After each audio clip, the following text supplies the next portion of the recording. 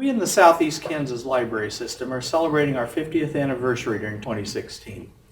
The SEK system has played an important role in supporting and improving the quality of library service in Southeast Kansas libraries for the past half century. We invite you to take a look back.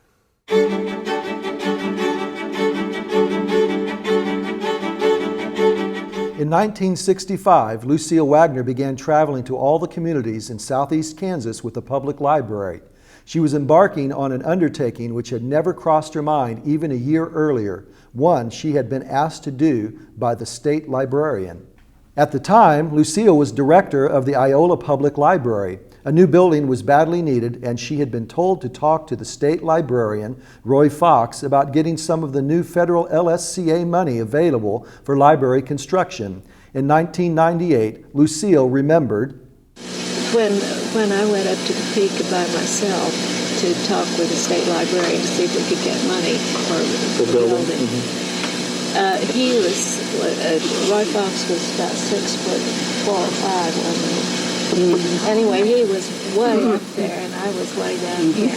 And I remember I was looking up like this and saying, I came to see if we could get money to get a new building in Iola. He said, you can if you do what I tell you. What Fox wanted Lucille to do was take the initiative in organizing a regional system for Southeast Kansas. He was requiring someone with a master's degree in library science to direct the systems and was aware Lucille met that requirement. When we organized and Roy talked to me about being a system librarian, I said, well, I'd like to have somebody share this. He said, well, you and Jane Master, good friends. Why don't you ask her? She has a master. You know, she has a master's degree too. And so I called Jane, and she said, I wouldn't touch it with a 10-foot pole. It was an arduous task which Lucille undertook, and she had to start from scratch explaining what a regional library system even was, how it would operate, and what it could do. She had to show librarians and boards how their libraries would benefit from a system. To do this, Lucille traveled to every community with a library and visited with every library board in Southeast Kansas during this time, selling the idea. I will take the credit for it working this well in Iola because I went to every town in the state and talked with the librarian and the library board. And I held meetings where we'd have 2 or 3 libraries, or 4 or 5, get together and discuss things, and I had an answer for every question they had because I could call Roy if I didn't know for sure what to say. And it just all worked. Besides the travel, there was a lot of letter writing. When it came to sending letters to all the libraries, I never sent the same letter to one. I wrote an individual letter for every letter that had to be written. Yes, I did. Well, I'd get acquainted with the librarian, and I would find out what objections the library board had, and then I would answer those objections before they had a chance to raise them. Some of the staff in Iola were almost in awe of the amount of work Lucille put into the effort to organize the system. This from staff member Jerry Harlan. I remember that Lucille did this almost single-handedly. If it had not been for Lucille, we wouldn't have had a system. She practically wore out her car. Somebody should stop and bow when she goes by. Of course, there were reservations. Lucille, again. The one thing they were afraid of was that we would try to run one. And I said, I'm not going to have time to run one, for heaven's sake. Some of the letters of commitment from libraries expressed reservations too. One board wrote, as a provision of this entrance, the Board of Trustees retains full authority over the library. The board further requests, as a provision of its entrance, that if its participation into this system for the period as outlined above is accepted, that the letter of notification thereof acknowledge the full retention of authority over the library by the Board of Trustees. And from another, the Board of Directors voted last Friday to participate in the SEK system, very reluctantly, I might add. But others were eager. From Oswego came this letter. We wish to accept with enthusiasm the chance to become a participating member of the demonstration of the library system's plan. The plan sounds wonderful. And from St. Paul, I wish that I could adequately express my own sincere appreciation and that of all our board members for what you are doing for us. Our other members are most enthusiastic about this new undertaking. However, I do not believe that they could possibly be as excited about this grand experiment as are the two of us who met with you in Erie last evening.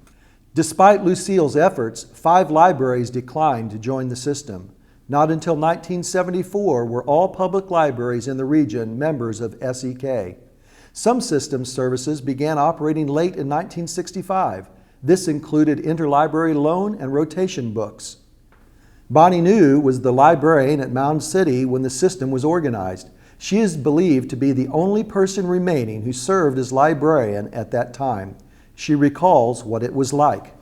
Well, I don't know too much about the organization, but it was a wonderful help to Mary Somerville Library, I do know that. And the interlibrary loan was something that just really helped us because our school libraries weren't what they are now. And the kids would come in with subject matters, and if I couldn't find anything, I'd call Iola and tell them just the subject matter, and they would ship us a bunch of books.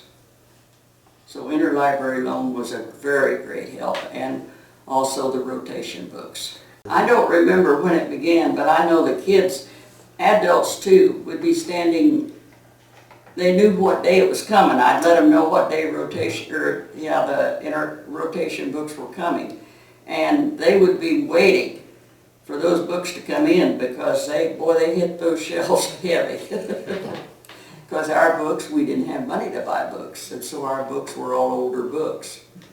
And so it was used real heavy. Allocations were also made to public libraries from the beginning, allowing libraries to purchase more books.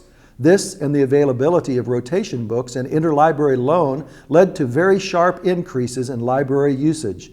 By June 1966, circulation in Gridley had doubled. In the summer 1966 issue of Kansas Library Bulletin, a letter appeared from Lacine librarian Pansy McDowell. We are amazed because of the great increase in circulation of books since the Lacine Library is a member of the Southeast Kansas system. Strangers from near and far come in, making requests for books from both our rotating and permanent collections and to place orders for special volumes through KIC. Recently, a charming young mother came in bringing 3 beautiful little daughters for enrollment in our summer reading program for children. She also asked to get a special volume for her through our wonderful interlibrary loan service, which we did. This family lives a considerable distance from our little town. We had never before even heard of them. We experienced similar occurrences at frequent intervals. Gratefully and happily, we say, "Long live SEK!" Mrs. J.W. McDowell, librarian, Zeta Zeta Public Library, Lacine, Kansas. Bonnie New remembers much the same thing happening at Mound City. I know from some of the other things I've seen, newspaper articles and letters to the editor and so forth, that a lot of the libraries saw a big increase in their usage. Oh, yes, yes, very big increases. Of course, I kept track of all of those, but I don't remember that part. But yes, it was used a whole lot more than it was to begin with. To begin with, most of the rotation books were books that had been owned by the Kansas Traveling Libraries Commission, which had been abolished. Lucille and Joe made all these trips to the state library to get books. Yeah. They would give us the books if we come and get If we them. come and get them. So we had a van then, and Joe and I would go up one day about every 2 weeks, and she would look for fiction and I would look for nonfiction. And we'd come back with a van full. The pattern on which rotation works today has endured largely unchanged for decades. Deliveries are made on a specific day of the week, usually Friday, but for a while Saturday, with one of 6 different routes followed. Books are left at the first stop on the route, and then the books currently there are moved on to the next stop, and so on around until the books from the last stop are brought back to Iola. There, they're sorted for sending on another of the routes. Books which have been on all 6 routes are generally discarded. When one of the early rotation van drivers lost his insurance coverage, he was replaced by the man who became the longest-serving SEK employee ever, Vernon Garner, known to all as Red. He began in 1970 and continued as driver until 2007, a span of almost 37 years. Red continued to paint and repair the rotation boxes until early 2016. Interlibrary Loan initially relied entirely on the collection in Iola and on KIC, the Kansas Information Circuit, which connected major resource libraries in the state. Requests on KIC were input via a keyboard which punched holes in paper. Once punched, no corrections could be made, so accuracy was essential. To provide good interlibrary loan service, there had to be a way to discover which libraries owned the books requested.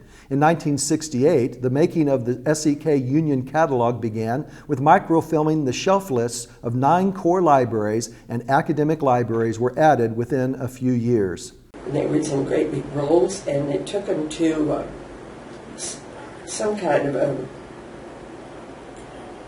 program that the government had that would cut them, and then they brought these cut cards in on this microfilm paper, and we had to put them in order, So This is when you started the Union Catalog. That's right. You microfilmed the shelf lists of the libraries that were participating. that is exactly what we did, and that was a tremendous job, really. We had a terrible lot.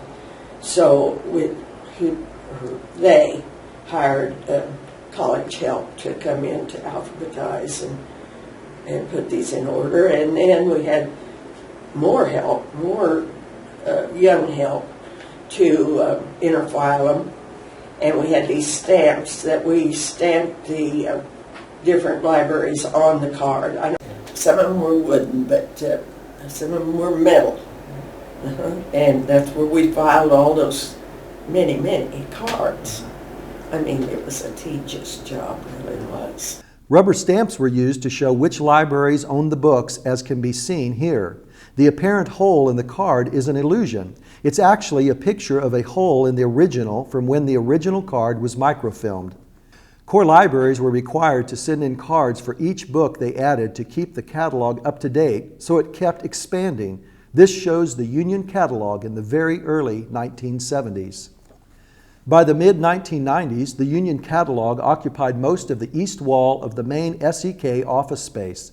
The Union Catalog worked superbly in its time and allowed SEK to develop a first-rate interlibrary loan service. However, in the long run, it was a technological dead end. By the late 1970s, the forerunner of the current Kansas Library Catalog was being produced from computer-based cataloging, and holdings in southeast Kansas were left isolated from the rest of the state. In 1993, SEK made the decision to discontinue the Union Catalog once all libraries represented in it were on the Kansas Library Catalog. I know you're going to say at some point, you remember me saying, you never take my Union Catalog away from me. Like cold dead hands, because that was that's what I learned on using it. How can we ever replace that? Goodness, we have. In 1999, SEK staff stopped routinely checking the Union Catalog for requests, and the following year it was dismantled. Finding who owned a book was one part of interlibrary loan. Another was sending and receiving requests. Telephone was used at first, but in 1968, two-way radios were installed in the core libraries and requests were transmitted by radio. Mary Ann Taylor, who was head of interlibrary loan from 1967 to 1994, can be seen in this photo using the radio headset. Requests from non-core libraries came mainly on carbonless paper forms. Large stacks of slips would arrive in each day's mail, and the requests were almost always either filled the same day by SEK staff or sent on to another library which owned the material requested. Similarly, large numbers of packages went out in each day's mail. The use of radio was discontinued in favor of the telephone in 1978. Faxed request became the standard for core libraries in the 1980s, followed by statewide computer-based systems in the 1990s. In 1999, searching the statewide Kansas library catalog and placing the requests were integrated into a single system.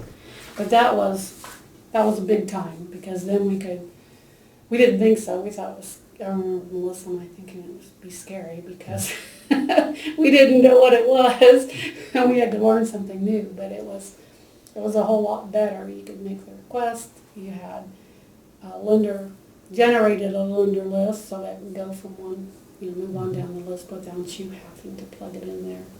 To reach beyond Kansas, SCK became a part of OCLC beginning in 1980. Here, Mary Ann Taylor is seen on a dedicated OCLC terminal. Allocations to public libraries were part of the original services of the SEK library system. To begin with, these funds were kept on account at SEK. A certain portion of system funds were set aside or allocated to be spent as each library directed, but the system retained the money. This practice was abandoned in 1978 and allocation checks began being distributed. Before the system was organized, many librarians in small communities were receiving no or very nominal pay. SEK began supplementing the pay of what they called community librarians by 70 cents per hour. Helped so that we could be open more hours, help and pay the salary. What about the money for wages? You alluded to that. Do you remember kind of how that worked? Did the system pay you directly, or did they send money to the library? No, they sent me a check. Ray Wilson came to work for SEK in 1967. He became Lucille's right-hand man. Ray's responsibilities were wide-ranging, including consulting, continuing education, and cataloging. He undertook the implementation of the Union Catalog and also started offering cataloging service to member libraries. Cataloging has gone through just as many changes during the years as interlibrary loan. For many years, catalogers would consult reference books to make a handwritten P-slip showing what should be on the catalog card. A typist would then make a stencil for reproducing the cards. We didn't even have an electric typewriter at first. We just had the old one that you had to do by hand. And that's the reason part of it, we didn't get enough pressure on the key or something to cut the hole in the material. Next, a small duplicating machine called the Minigraph, seen here, would be inked and a set of cards printed. This was a messy process. Yes, we made the stencil and then we ran them through this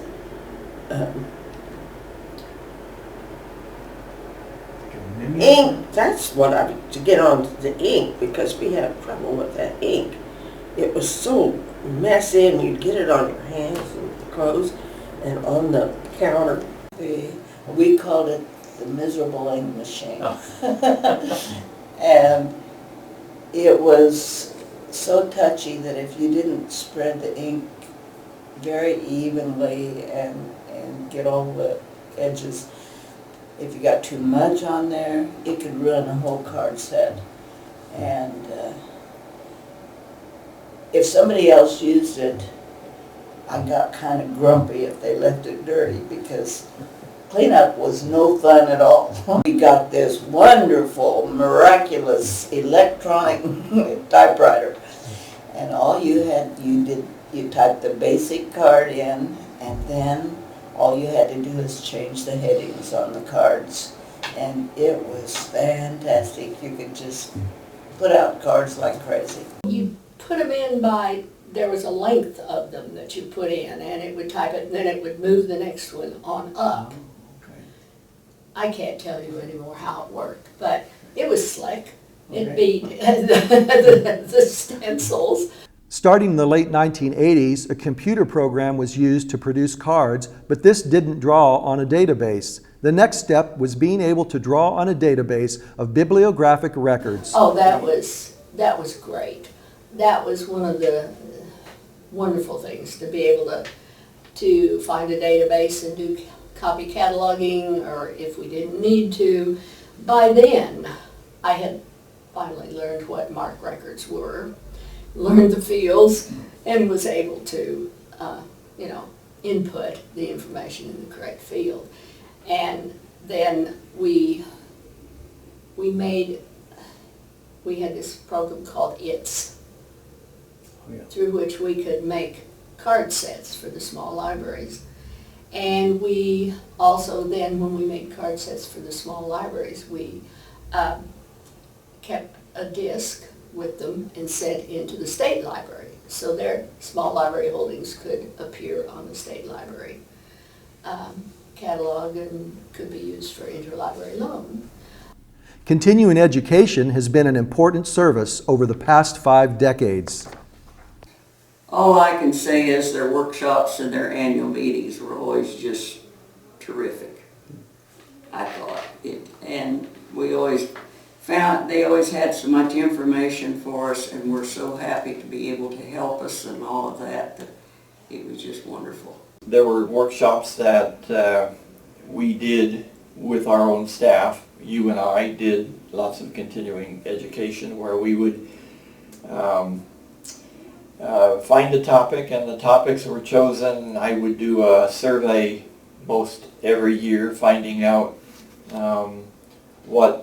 listing the workshops that we did, listing possible workshops that we could do, and suggestions if they have suggestions for workshops, and from that we would kind of plan our workshops for the year. Today, around 25 continuing education events are offered annually, from small hands-on computer training to webinars to large all-day events such as the annual meeting and the in-service day at Westminster Woods, which originated in 1997. Well, I thought anytime you have a retreat situation, it brings people closer together. It sort of gets people to visit with each other and to talk to each other, and I know we looked at several places around the system that would be large enough for our group, because we could have 50 to 80 people at these conferences. And our librarian in Fredonia knew about Westminster Woods. So I went out there and visited, and the facilities the first year were barely adequate, but they worked. We did a lot of our big meetings in the chapel, and we did some of the meetings up in the cafeteria. Westminster Woods again proved one of the more popular events that we did. Another major continuing education opportunity for many years, although not an SEK event, was the statewide institute known as K-Place, which provided an intensive week of education for 3 consecutive years to complete. It didn't take long. I think I was here for 6 months or up to a year, when I would go into Eureka, I would go to Yates Center, I would go to Garnett, I think. Garnett, a number of libraries where the librarian just knew how to do things better, ran their libraries better. And it didn't take long to realize that these were the K-Place graduates. SEK encouraged librarians to attend K-Place and picked up their tuition costs. Harry Willems usually taught at K-Place, and Roger Carswell and automation consultant Brig McCoy also sometimes taught. When K-Place was discontinued in 2007 and nothing comparable was put in its place, SEK staff developed an overnight training retreat for new library directors called Apple. After 3 years, a statewide Apple program replaced the SEK one. Consulting also had been a prominent service through the decades. And I tried to tell Mrs. Bacon that I didn't know what I was doing, and she said, well, they'll help you. And they did. Lucille and Ray both were wonderful to help you. You called and they answered any questions you had. Well, consulting, of course, was either in person or it was about phone calls. But generally, if it was a phone call, generally it was something that the librarian or a member of the board had a problem or an issue that we had to deal with. But a lot of the things that eventually required consulting were because of visits. When you visit a library and you begin visiting with the librarian and finding out what they need, what they want, what their vision for the library was, then you worked on supporting and maybe molding their vision to make sure that it provided the best for their patrons. The process of consulting with that many schools and that many public libraries, you just meet so many good people. The largest SEK service, as measured in proportion of the budget, is grants. The largest grant program, the allocations, has already been mentioned. Other grant programs have been added: the annual competitive grant, the materials delivery grant, the programming grant, and the academic school extended service grant. The first major service area to be added to the original set of services was children's or youth services, which began with providing a summer reading program manual. It was pretty much all geared to the summer reading program. They would just, when I say they, the people with each system who worked with developing the summer reading program, and the systems developed their own summer reading programs at that time. I mean, jointly we did it, but it was systems. It wasn't connected with the collaborative summer library program. But anyway, those people in the systems would, run across things through the year and cut out an activity or a list of books or whatever, a song, a poem or whatever that they thought would go with that their summer reading manual, and they'd all get together and turn it in, and they just photocopy everything that everyone contributed and put it in a manual and distribute it to the libraries. The only thing I really remember, we used to get together and we would discuss different topics. Everybody brought their own ideas. Eventually, the state library began providing funds to produce more professional summer reading materials, and in 1999, Kansas joined the Collaborative Summer Library Program. A summer storytellers tour, now the performers tour, was begun in 1996. In 2006, SEK made a full-time position whose main responsibility was youth services consulting. SEK began being involved in library services for the blind and physically handicapped, or Talking Books, in 1983. While Talking Books were distributed in southeast Kansas from Wichita, there had been no one in the region connected with the service. Wichita didn't have anybody for grassroots out in here, and Betty Spriggs, who was head of the department out there, didn't have staff to travel in these smaller communities, different libraries around. So my job was established so that I could visit those small libraries. Well, I took the Talking Books equipment and visited with the activity directors and set up programs for the staff and for the people that lived there, and let them know that the books were available and the machines were available if they wanted to listen to the Talking Books. And I always had the equipment with me so that they could see it. We had the cassette players and record players both at that time. I visited with a lot of patrons. Well, I'd say all of them. I had my card file right by my desk, or on my desk, and I would call patrons to see if they needed any books. We needed to send extra books to them because there's some people that read a lot.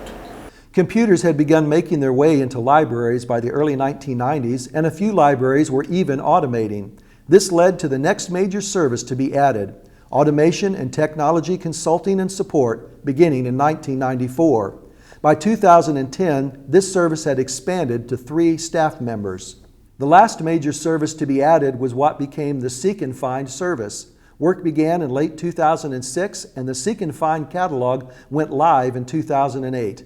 As of 2015, 41 libraries share a single catalog and circulation system, enhanced by add-on services Novelist Select and Library Aware. By the end of 2016, this will increase to 43 libraries. Over half of the libraries who are part of Seek and Find were not automated until they joined. From 2006 through 2014, a very large proportion of the cataloging department's time was taken up by cataloging these libraries. I think Eureka was the first library we went to. And I did go to Eureka. And that was really interesting. We'd have our laptops there and we would pull books off the shelf and enter them in. And it was really fun. Sometimes then they would bring things home and we could catalog them from here. We tended to move toward that to save some of the trips. But some of the places that you catalog with such small space, you would be working maybe just in a tiny space, for instance at Colony. And on one little bitty table, and we'd all be there trying to type and get things done and not step on somebody else on what they were doing. So it was interesting and it was fun. A change in state regulations in 1969 allowed system membership to be offered to libraries other than public libraries. Today, SEK membership includes 41 schools, 7 academic libraries, and 1 special library. When Lucille Wagner retired in 1978, Ray Wilson became director. He served as director through 1992. This video clip shows Ray's retirement reception. Roger Carswell became the 3rd director of SEK in 1993 and has served since that time.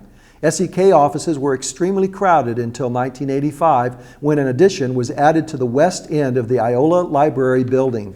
I remember when we added on this addition on the west.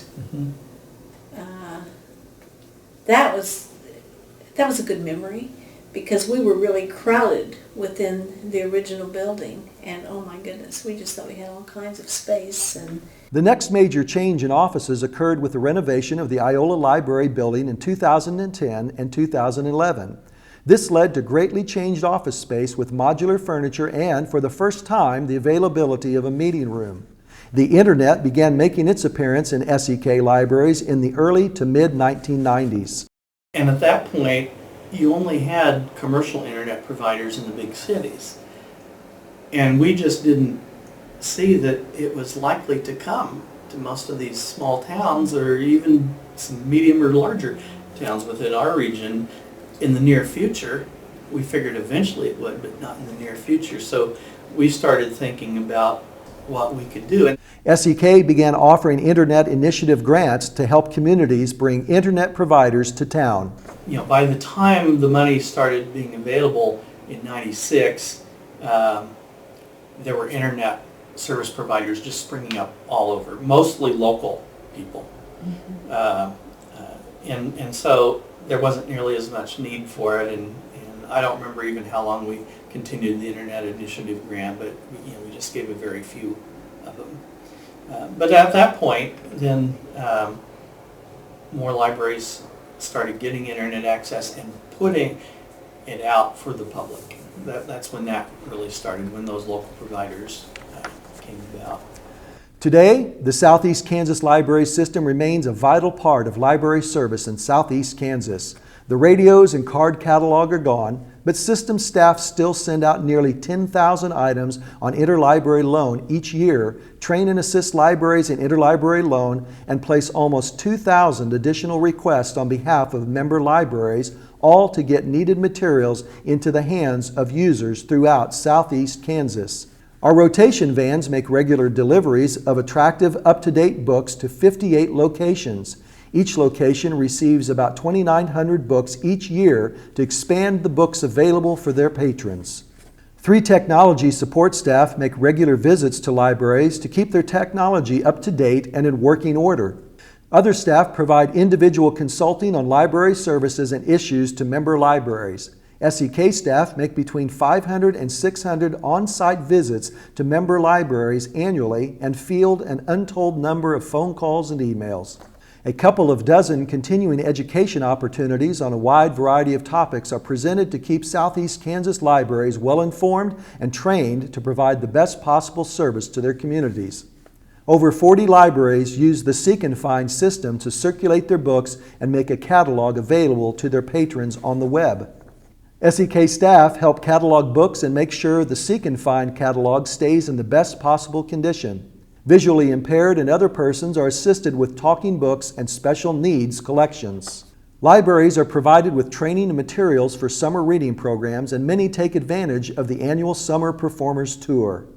About 30% of the system's total budget is distributed to libraries in the form of grants of various kinds to support local library service. We at the Southeast Kansas Library System are proud of the range and quality of the services provided by SEK, now and down through the years. We hope you've enjoyed this look back, and we look forward to serving you for the next 50 years.